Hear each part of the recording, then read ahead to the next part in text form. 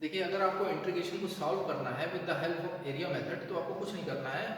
आपको केवल और केवल बेसिक आइडिया होना चाहिए उस फंक्शन का जिसका आपको इंटीग्रेशन निकालना है। जो ऊपर क्वेश्चन दिया गया है, basically these are not the curly bracket, these are known as fractional part of x. Okay, ये क्या है? Fractional part of x.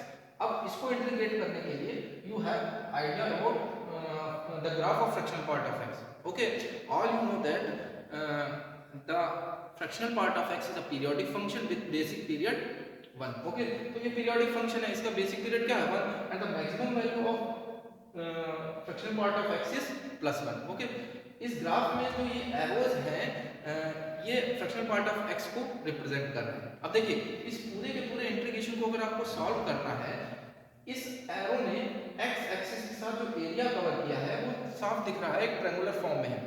तो if you want to calculate the value of this integration, तो आपको इस ट्रायंगल का area निकालना है। कहां से कहां तक निकालना है?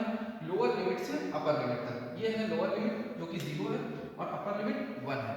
Okay, and area of triangle is basically what's the area of triangle? 1/2 base into height. Here base is 1 and height is 1. Okay, 1/2 base into height, and this is the answer of this integration. So this is the basic idea how to calculate the integration with the help of area method. Thank you.